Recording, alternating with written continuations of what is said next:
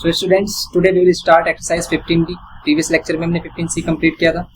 आज इसके हम एमसीक्यूज देखते हैं और इसमें इंपॉर्टेंट टॉपिक है हमारा स्केल फैक्टर। अभी स्केल फैक्टर क्या होता है इसको हम ऑलरेडी अपने कॉन्सेप्ट लेक्चर में एक्सप्लेन कर चुके हैं। अगर आपको सिमिलरिटी का कॉन्सेप्ट लेक्चर चाहिए तो हमने एक सेपरेट लेक्चर डाला हुआ है और वो काफी हेल्पफुल होगा आपके लिए। एक बार उसको ट्राई करना। आपको उसका लिंक इसी चैप्टर के प्लेलिस्ट में मिलेगा या फिर हम डिस्क्रिप्शन बॉक्स में उसका लिंक अटैच कर देंगे, आप वहां से देख सकते हैं। तो यहाँ पर आज हम देखेंगे इसमें कि स्केल फैक्टर है क्या। देखो, स्केल फैक्टर हमने इसको वैसे तो डिटेल में एक्सप्लेन किया है, और इसका छोटा सा समझते हैं कि भी छोटा सा हिंट लेते हैं इसमें कि भी कैसे इसको एक्सप्लेन करेंगे। तो स्केल फैक्टर होता है कि ratio of the model length या फिर मॉडल डायमेंशन अपॉन में एक्चुअल जो हमारा क्या है ऑब्जेक्ट है, एक्चुअल ऑब्जेक्ट। ओके, तो यहाँ पर क्या होता है मॉडल लेंथ या फिर model dimension and actual dimension of object. ठीक है, model dimension and actual object dimension, इसी का जो रेशियो होता है वो क्या होता है। मीन्स कि ऐड कर लेते हैं मॉडल में अगर कोई भी लेंथ 1 सेंटीमीटर है, एक्चुअल में अगर एक्चुअल में वो लेंथ कितनी है 100 है, तो ये जो रेशियो होगा 1:100, यही हमारा क्या होगा स्केल फैक्टर। ये छोटा सा एग्जांपल लेते हैं हम इसका, तो इसी से स्केल फैक्टर आता है। अब स्केल फैक्टर के क्वेश्चन सोल्व करने के लिए हमेशा हम क्या करेंगे, ये देखो क्या होगा मॉडल की लेंथ या मॉडल की ब्रेथ, मॉडल डायमेंशन अपॉन में actual object dimension is equals to में के होगा। तो जो भी हमें के दे रखा होगा, के गिवन किया होगा स्केल फैक्टर, आप उसको इस टाइप से क्या कर सकते हो सोल्व कर सकते हैं। जैसे हम फर्स्ट क्वेश्चन देखते हैं इसमें। तो फर्स्ट क्वेश्चन देखो, इसमें कह रहा है कि model of the vehicle is made to a scale of 1:25। एक मॉडल है of a vehicle is made to a scale, वो किसके स्केल पर बना है, इस स्केल पर बना है 1:25। ये कह रहा है कि the length of the vehicle is, vehicle की लेंथ अगर कितनी है 1.6 मीटर है, तो लेंथ ऑफ द मॉडल आपको बताना है। अब देखो यहाँ पर हम लेंगे लेंथ ऑफ मॉडल, तो हमने बताया था कि डायमेंशन किसके लेने आपको, सबसे ऊपर मॉडल लेते हैं लेंथ ऑफ मॉडल अपॉन में लेंथ ऑफ क्या ले रहे हैं हम, एक्चुअल जो हमारा व्हीकल है वो। ओके, अब ये किसके ऊपर होता है के, तो यहाँ पर हमें फाइंड करना है लेंथ ऑफ मॉडल फाइंड करनी है हमें। तो लेंथ ऑफ मॉडल अगर हमें फाइंड करनी है अपॉन में एक्चुअल लेंथ है हमारे पास मॉडल की, तो कितनी व्हीकल की, तो ये कितनी है 1.6 मीटर इज इक्वल्स टू में के की वैल्यू 1/25। नाउ इसको सोल्व करते हैं। देखो अगर ये मीटर में है ना हमारा, तो इसकी जो लेंथ होगी वो भी हमारी मीटर में है। लेंथ ऑफ मॉडल क्या हो जाएगी हमारी 1.6 मल्टीप्लाई हो जाएगा 25 डिवाइड में। आप इसे सोल्व कर लो, पॉइंट हटाओ नीचे 10 कर लो, आप इसे सोल्व कर लो। तो ये हमारे पास ये बन रहा है हमारे पास, और इसको अगर हम डिवाइड करते हैं तो इसकी वैल्यू देखो कितनी आएगी अगर हम इसको डिवाइड करेंगे। तो यहाँ पर आप कैंसिल कर सकते हो इसको 25 से। अगर हम इसको करते हैं कितना हो जाएगा 25 6 जा 0.64 के समथिंग इसकी वैल्यू आ रही है। ओके, लेकिन अगर हम 10 से डिवाइड करेंगे, अभी 10 भी है नीचे, अगर हमने 16 को 25 से डिवाइड किया तो 0.6, लेकिन अभी नीचे 10 है हमारा, तो ये क्या हो जाएगा एक डिजिट और आएगी इसमें पॉइंट के बाद।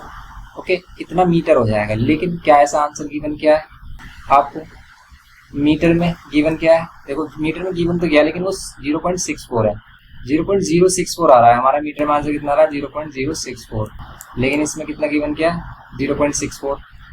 यहाँ 40 है और यहाँ पर 15.625 है, तो ये तो हमारे पास है ही नहीं, ऐसा कुछ मैच नहीं कर रहा। लेकिन 6.4 वैल्यू 64 वैल्यू मैच कर रही है।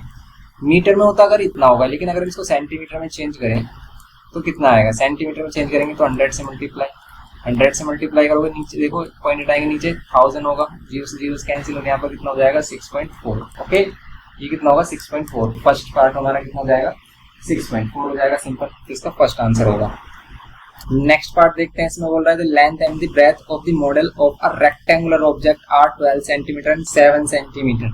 12 सेंटीमीटर एंड 7 सेंटीमीटर आपको गिवन किया है respectively. If the scale factor is 1:20 है हमारे पास, then the actual length and breadth आपको बताना। देखो अगर हम इसको डायरेक्टली करें, एक्चुअल लेंथ ब्रेथ फाइंड करें इसकी, तो क्या होगा, तो सिंपल इसमें हम क्या करेंगे, देखो अगर आपको यहाँ पर ये लेंथ गिवन की है, वो भी मॉडल की लेंथ, मॉडल की लेंथ ऊपर और नीचे एक्चुअल जो लेंथ होगी हमारी, ओके, वो हमें फाइंड करनी है।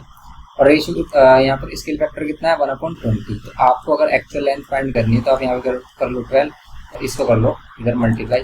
देखो ये बिल्कुल आपको सिंपल वे में एक्सप्लेन किया जा रहा है जिससे कि आपको कंफ्यूजन ना हो। अब इसको 20 से 12 को मल्टीप्लाई करेंगे 240 कितना आएगा सेंटीमीटर होगा। अगर ये सेंटीमीटर में तो ये एक्चुअल लेंथ हमारी 240 सेंटीमीटर है। कहाँ यहाँ पर है कहीं 240 सेंटीमीटर नहीं, लेकिन ये 2.4 मीटर है। क्या ये 2.4 मीटर होगा अगर हम इसको मीटर में चेंज करेंगे? यस डेफिनेटली ये हमारा कन्वर्ट हो रहा है, देखो 2.4 metre.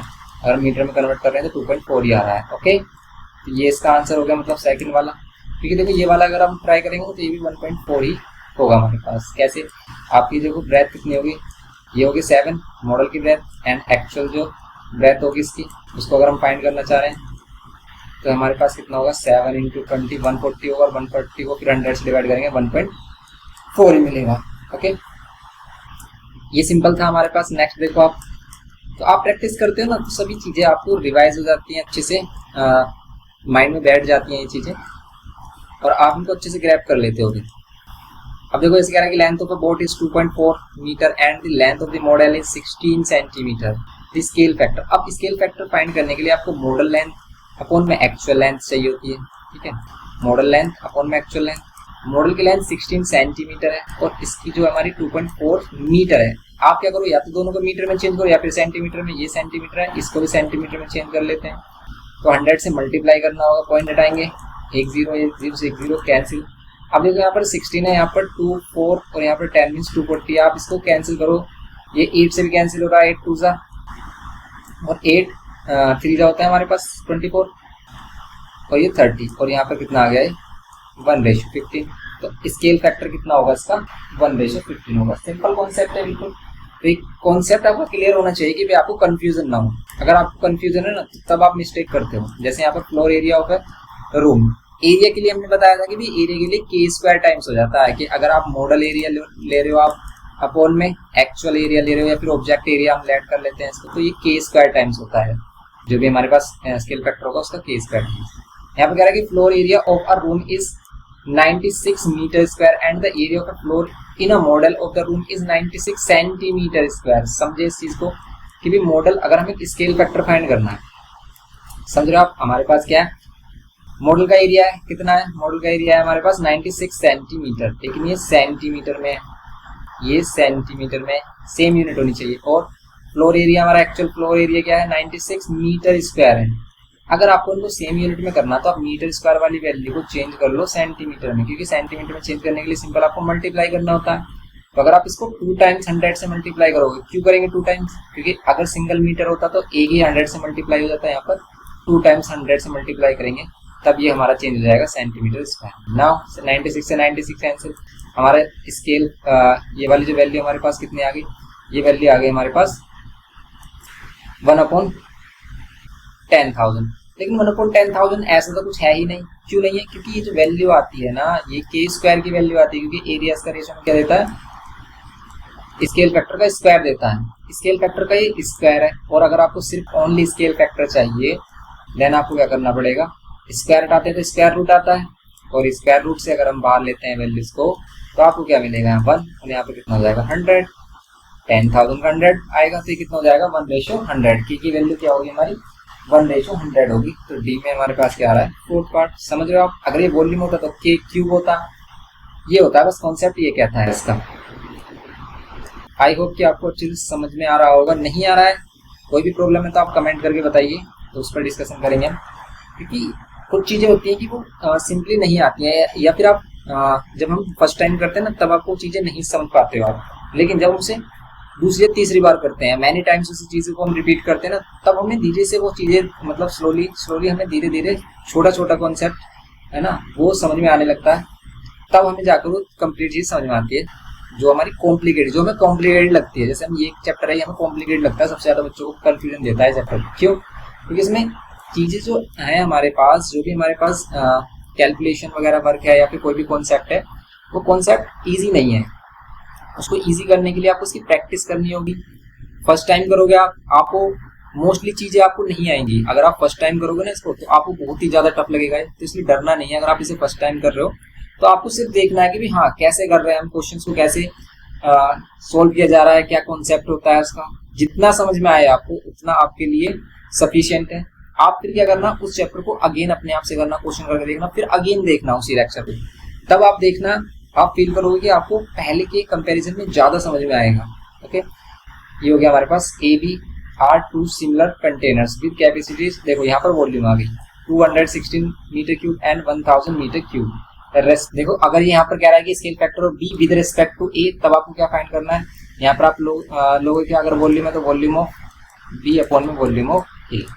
Scale factor of B find करना है आपको विद रिस्पेक्ट टू ए, तो बी को ऊपर ए को नीचे। बी के वॉल्यूम देखो ये जो आएगा हमारा वो के टू द पावर 3 टाइम आएगा, लेकिन हमें के की वैल्यू चाहिए। अब वॉल्यूम ऑफ बी हमारे पास है 1000, ओके, वॉल्यूम ऑफ बी हमारे पास क्या है 1000 है, एंड वॉल्यूम ऑफ ए हमारे पास कितने 216 इक्वल्स टू के क्यूब। अभी के क्यूब अगर हम यहाँ से रिमूव करते हैं बोथ साइड पावर 1/3 लेते हैं तो इधर आ जाएगा क्यूब रूट, इधर क्यूब रूट होगा अपॉन में 216 इज इक्वल्स टू के। नाउ कैंसिल आउट करेंगे हम इसको, कैंसिल देखो आप इसको सिंप्लीफाई कर सकते हो, या फिर आपको क्लियरली यहाँ पर पता चल रहा है कि भाई ये जो 1000 है ये किसका क्यूब रूट है 10 का, एंड ये 216 किसका है 216 है हमारा 6 का, ओके ठीक है। नाउ इसको सिंप्लीफाई करेंगे 5 क्या मिलेगा आपको 3, तो ये 5:3 इसका आंसर हो जाएगा सेकंड। ये हो गया हमारा सिंपल सेकंड आंसर इसका। तो ये हमारी कंप्लीट हो जाती है एक्सरसाइज 15D। नेक्स्ट एक्सरसाइज में हम इसको कंप्लीट करेंगे, लास्ट वाली जो एक्सरसाइज है हमारी टेस्ट योरसेल्फ। मिलते हैं नेक्स्ट लेक्चर में। वीडियो इन्फॉर्मेटिव लगे तो प्लीज लाइक शेयर सब्सक्राइब करना। Thanks for watching.